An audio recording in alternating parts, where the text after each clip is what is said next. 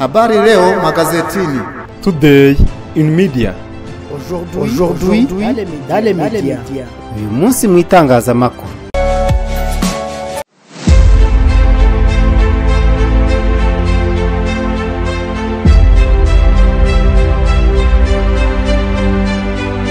Ndabasuje kandi mbifurije ibihe byiza nshuti bakunzi ba Primo Media Rwanda. Turi ku itariki ya 26 z'ukwezi kwa munani mu 2022.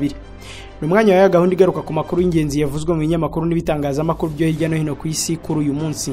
Ngende Jean Dodier Kadnijabo bahaye ikaze. Guverinoma yasobanuye ikibazo cya wa wundi wiyise umuvandimwe wa Perezida Kagame akambura umuturage. Naho Nyamagabe Perezida Kagame yategetse ko ikibazo cyo warokotse jenoside gikemuka mu cyumweru kimwe, bitaba ibyo meya gahura n'ibyago. Hari abanyarwanda 13 mu bagize itorero Inyamibwa batorokeye mu gihugu cy'Ubufaransa. Umurwa mukuru w'intara ya Tigray muri Ethiopia wo uri gusukwaho ibibombe n'ingabo za leta. Mbaye ikaze muri aya makuru tugiye guhera mu karere ka Gakenke, aho umuturage akurikiranweho kwica mugenzi we no gukomeretsa undi. Umugabo witwa Dusengimana Evode mu karere ka Gakenke mu murenge wa Janja arakekwaho kwica mugenzi we wari kwironda muteye icyuma no gukomeretsa undi mu buryo bukomeye. Dusengimana y'imyaka 28 arakekwaho kwica Twagirayezu Serveriye w'imyaka 41 wari uri kwirondo, naho mugenzi we Niyitegeka Prote aramukomeretsa bikomeye ubwo bamusangaga mu kabari yasinze bakagirana amakimbirane mu rukerera rwo kuri uyu munsi ahagana saa 11 z'igitondo. Umuyobozi w'akarere ka Gakenke Nizeyimana Jean-Marie Vianney yabwiye ikinyamakuru Igihe ko Dusengimana yatawe muri yombi, asaba abaturage kutihanira ahubwo bakajya begera ubuyobozi mu gihe bagiranye ibibazo kugira ngo babafashe kubikemura mu mahoro. Kuri ubu Evode Dusengimana yamaze gutabwa muri yombi na polisi y'igihugu, akaba acumbikiwe kuri station ya polisi ya Janja, mu gihe Niyitegeka Prote wakomerekejwe we ari kuvurirwa mu bitaro bya Gatonde. Ndimbati agiye gusubira imbere y'urukiko. Uwihoreye Jean Bosco benshi muzi nka Ndimbati agiye kongera kugezwa imbere y'urukiko rwisumbuye rwa Nyarugenge, aho agiye kuburana mu mizi ku byaha akurikiranyweho byo gusindisha umwana no kumusambanya akanamutera inda. Amakuru agira ku kinyamakuru Igihe avuga ko Ndimbati azasubira imbere y'urukiko rwisumbuye rwa Nyarugenge tariki ya 16 z'ukwezi gutaha, ubwo urubanza rwe ruzaba ruburanishwa mu mizi. Rugiye kuburanishwa nyuma y'uko tariki ya 28 z'ukwa kane urukiko rwisumbuye rwa Nyarugenge rwanzuye ko ubujurire bwa Ndimbati wasabaga ko akurikiranwa adafunzwe buteshejwe agaciro. Mwiburanisha kwifungwa n'ifungurwa ry'agateganyo no mu bujurire mu rukiko rwisumbuye rwa Nyarugenge, ikibazo cyabaye ingutu na amatariki y'amavuko y'uyu mukobwa agaragaza ko yari atarageza imyaka y'ubukure. Ndimbati avuga ko yaryamanye n'uyu mukobwa tariki ya 2 z'ukwa mbere mu 2020, mu gihe ubushinjacyaha bwo buvuga ko baryamanye hagati y'itariki ya 24 n'iya 25 Ukuboza mu 2019. Ikindi Ndimbati n'abamwunganira bagaragarije urukiko rwisumbuye rwa Nyarugenge ni ukuntu urukiko rw'ibanze rwa Nyarugenge rwirengagije abari bemeye kumwishingira rukemeza ko aburana afunzwe. Abanyarwanda batuye muri Afrika y'Epfo basezeye ku mubiri wa Yanga. Abanyarwanda bo muri Afrika y'Epfo basezeye bwa nyuma kuri Nkusi Thomas wamenyekanye nka Yanga witabye Imana tariki ya 17 z'uku kwezi azize uburwayi. Umuhango wo gusezera Nkusi ku banyarwanda batuye muri Afrika y'Epfo wabaye kuri uyu wa gatanu tariki ya 26 z'ukwa munani. Ni umuhango witabiriwe n'inshuti z'umuryango wa nyakwigendera zituye muri icyo gihugu, aho yaguye yagiye gusura umugore we uhakorera. Byitezwe ko umubiri we ugezwa mu Rwanda ku munsi w'ejo ku wa gatandatu isaa 1 za mu gitondo. Ku cyumweru inshuti n'umuryango wa Yanga bazakora umuhango wo kwizihiza ubuzima bwe uzabera mu Bugesera aho yari atuye. Biteganyijwe ko Yanga azashyingurwa ku wa mbere tariki ya 29 z'uku kwezi. 13 mu bagize itorero Inyamibwa baburiwe irengero. Ababyinnyi, abaririmbyi ndetse n'abakaraza 13 bari bagize itorero Inyamibwa riherutse kwitabira Festival de Culture du Monde mu Bufaransa baburiwe irengero muri icyo gihugu. Amakuru aravuga ko abantu 22 bari mu itorero Inyamibwa ryagiye mu Bufaransa hatashye 9 gusa. Amakuru yo gutoroka kw'abagize iri torero yatangiye kuvugwa bakiri mu Bufaransa, ariko inkuriza kuba Kimomo mu rukerera rwo ku itariki ya 24 ubwo bageraga i Kigali ari 9.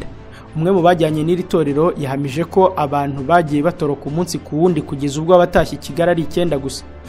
Ati twagiye turi 22, sinavuga ngo buri munsi hagendaga bangahe, icyakora uko bwiraga bwacyaga nabo twaburaga kugeza ubwo dutashye turi 9 gusa.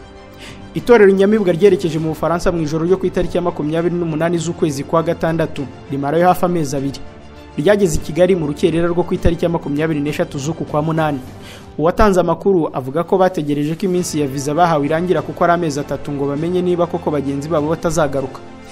Ati twarinze dutaha turi 9, icyakora kuko hakiri ukwezi visa yabo igifite, reka dutegereze ko bazataha. baramutse bataje nibwo twamenya ko batorotse.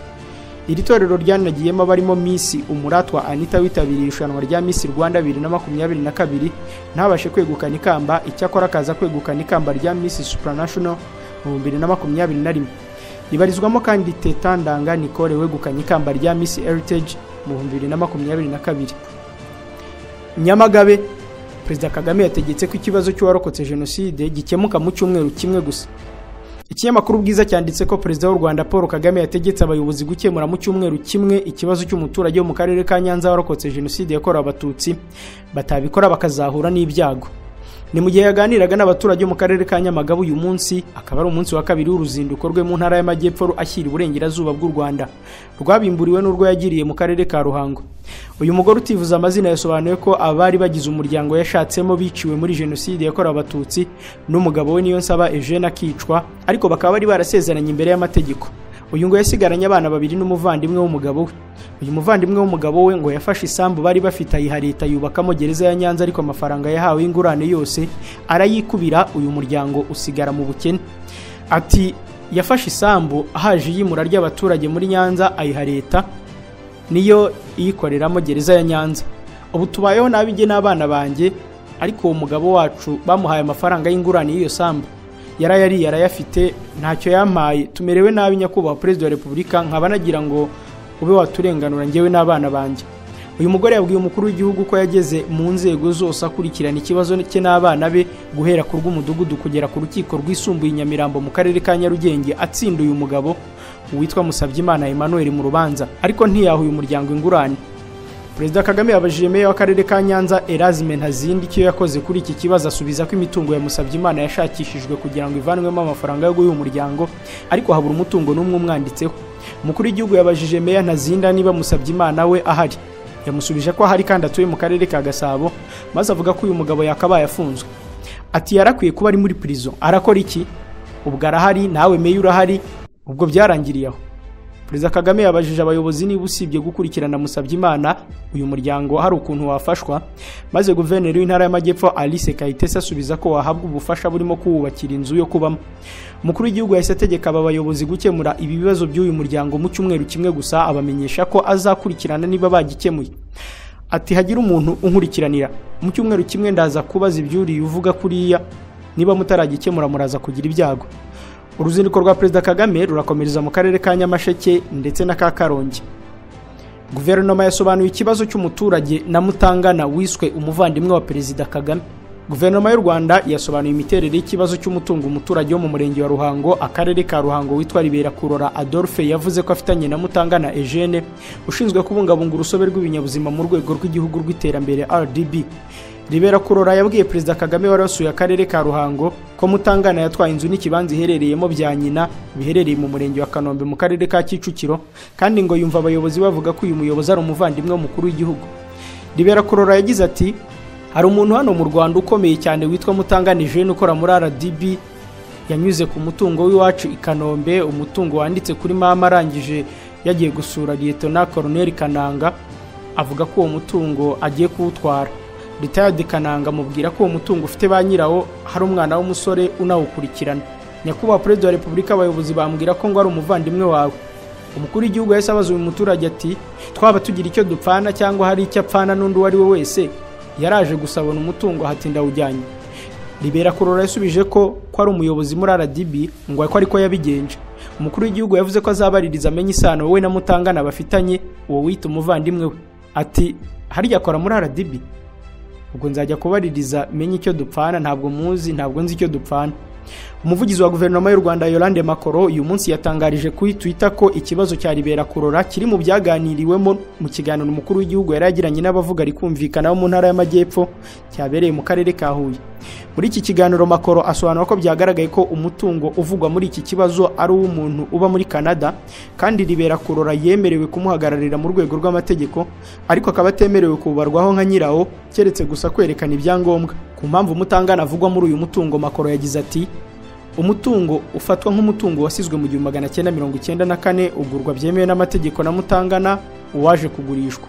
Muri iki kibazo mu gihe nyiri umutungo w'ukuri yaza awusaba, itegeko rivuga ko akarere kakwishyura agaciro kawo havuyemo 10% cy'amafaranga ahabwa leta yemewe n'amategeko. Makoro yasobanuye ko icyo Ribera Korora atavuze ari uko amafaranga bikiwe nyiri umutungo nyakuri kandi kuba umusubiza bitashoboka. Ati icyubaza uhagarariye mu mategeko atavuze ni uko amafaranga abikiwe nyiri umutungo nyakuri kuko bitashoboka gusubizwa umutungo.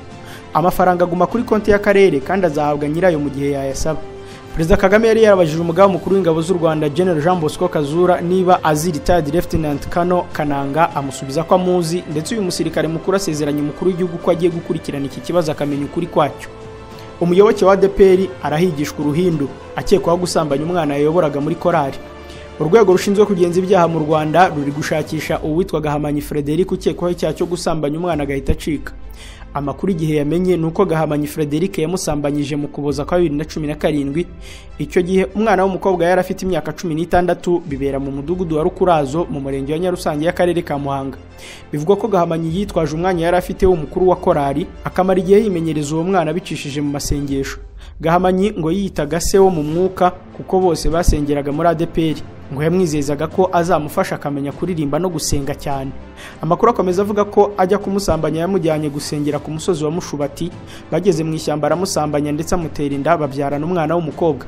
Gahamanyi mu rwego rwo kubisha ngo yamwijeje kumufasha ndetse bakabana nk'umugore n'umugabo, nyuma biza kwanga aramuta kuko yari afite undi mugore. Umuvugizi wa RIB Dr Murangira Thierry avuga ko kwitwikira amasengesho ari bumwe mu buryo bukoreshwa n'abantu bashaka gusambanya abana, aho babanza kwiyegereza umwana bakamuremamo icyizere kubera ububasha bamufiteho. Umuvugizi wa RIB yashimiye itangazamakuru ku ruhare rigira mu kurwanya ibi byaha, ananenga abakoresha imbuga nkoranyambaga bayinkwenene uwatinyutse kuvuga cyangwa gushyira hanze amabi yakozwe. Ni kimwe n'abitwikira imyanya cyangwa umurimo bagasambanya abana cyangwa bagakoresha abandi imibonano mpuzabitsina ku gahato. RIB igaragaza ko guha inkwenene uwatinyutse kuvuga ihohoterwa rishingiye ku gitsina ari ugutiza umurindi abashaka guhishira ibyaha byo gusambanya abana n'ibishingiye ku ihohoterwa.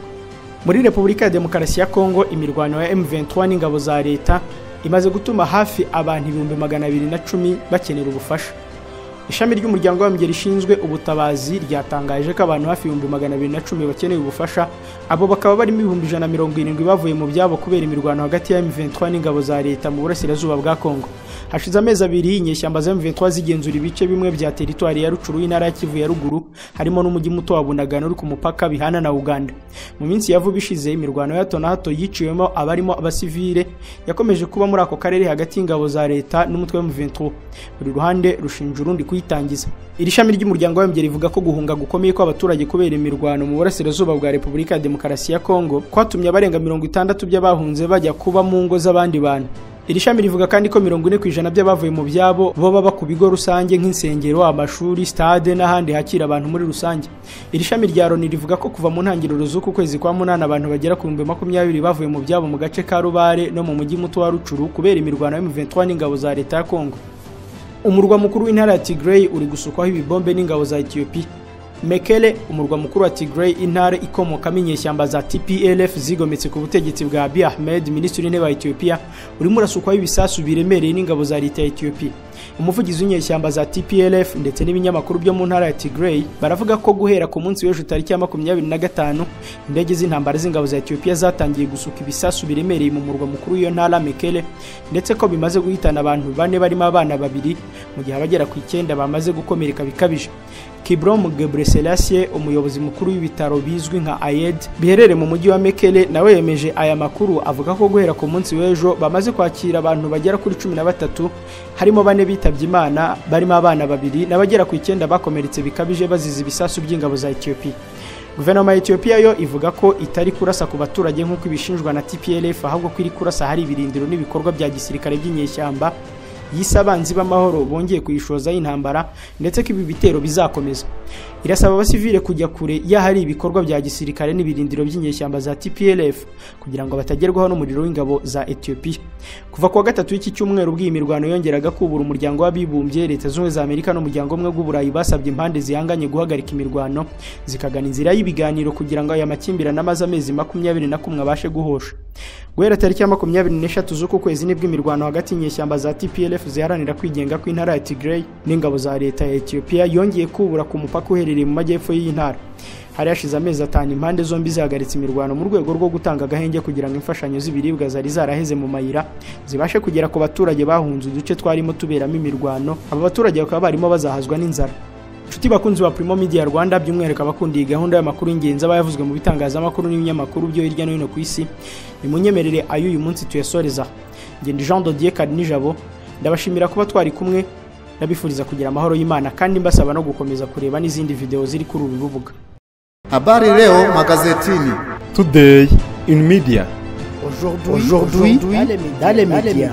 Uyu munsi mu itangazamakuru.